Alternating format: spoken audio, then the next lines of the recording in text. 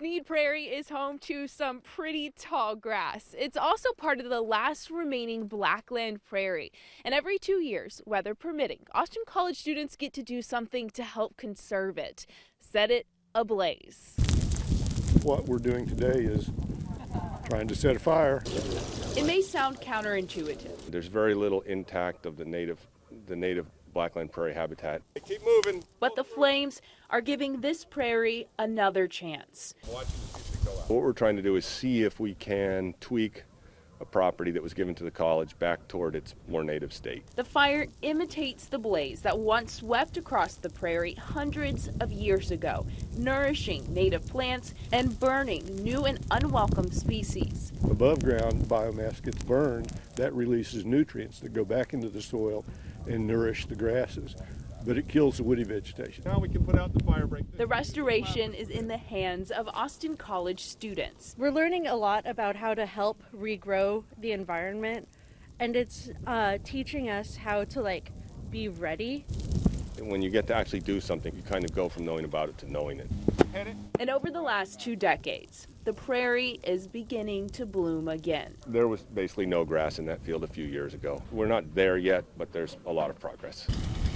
Seeing all the hard work we have done out here pay off, and all the hard work the students of the past have done pay off, it's just so amazing. When the fire is all put out, this is what's left. Charred grass that'll grow back even stronger. In Grayson County, Lauren Rangel, News 12. Imagine taking a walk in your backyard and stumbling upon a dinosaur fossil. Well, that's what happened to a woman right here in Lamar County. Amy Roberts tells me she often takes nature walks along the creek, but this walk in particular was special. I found something that looked very unusual in the ground. Right below her, embedded in the ground, appeared to be a vertebrae. We knew we couldn't do anything with it ourselves, and so we called around, and I got a hold of Andre from Texas Through Time. Andre Lujan is the executive director of the Fossil Museum, Texas Through Time. During the extraction process, Lujan and his team of paleontologists discovered not one, but 2 dinosaur fossils. The first and most exciting, in my opinion, is the polycotylid plesiosaur. So this is a large marine reptile, similar to the Loch Ness Monster, but with a shorter neck. This is a very rare animal in the fossil record. The other extracted, a mosasaur skull. It's very similar to the one that was featured in the Jurassic Park movies that leaps out of the water and eats a large tyrannosaur dinosaur. It's a discovery Amy and Lujan want to share with everyone. Soon the fossils will be on display at the Texas Through Time Museum. I've made it my mission to tell the complete story of our paleontological past here in Texas and really display our fossil record in a way that hasn't been done before at any other museum in the state of Texas. I never dreamed I'd find a dinosaur, pretty much completed. Amy hopes to find even more fossils in the future. In Lamar County, Kayla Holt, News 12. The Hal Bulldogs are coming off one of the biggest turnaround seasons in Texoma history. After going 0-10 for 2 years in a row, the Bulldogs made the playoffs. Despite being lumped in a district with heavyweights like Gunner and Bells, the Bulldogs still managed to win 6 games in Coach Lance Bryan's first year. The Bulldogs do lose a large senior class, but they are confident that they have some players coming up that can help them in that playoff chase.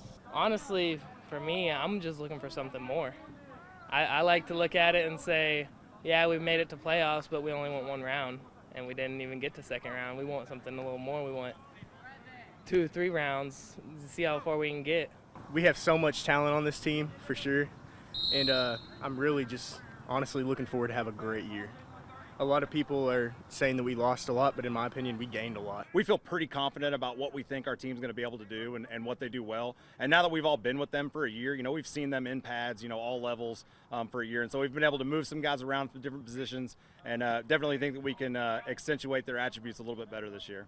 Hal may have lost some dynamic playmakers on offense, but the Bulldogs have grown in the trenches. This team plans to be more balanced this year. However, Hal is no longer a sleeper. The Bulldogs are predicted to be a playoff team again, and that's the kind of expectations this team wants. We're not going to sneak up on anybody. I mean, we're predicted to be a playoff team going into this year. We've got a tough district, so we're going to have to definitely rise to that occasion. But, you know, we're definitely not going to sneak up on anybody. And these kids have definitely worked like a team with expectations, and they're definitely ready to take that next step. When you think of the Choctaw Nation, your first thought probably isn't beef. Well, this month, the nation launched the Farm to Home Freezer Beef Program. The response has been very, very good. Dr. Evan Whitley, Director of Agriculture for the Choctaw Nation, says they've been sourcing beef for years to the casinos. But they have recently partnered with other local entities. Colgate ISD and Atoka ISD, as well as the Jones Academy. Not to mention the partnership with Reba's Place in Atoka. We want to be able to provide that high quality product to our consumers. Now, this is just a ranch in Hugo. The Choctaw Nation has 7 ranches solely dedicated to raising Choctaw beef.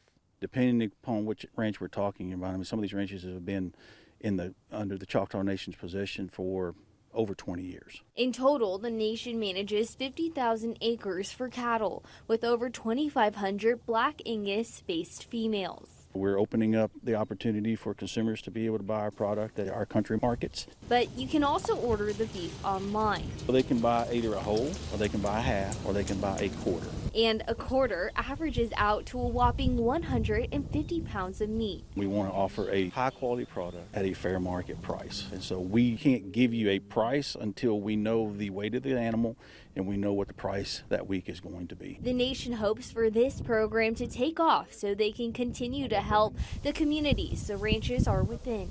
In Hugo, Hannah Gonzalez, News 12.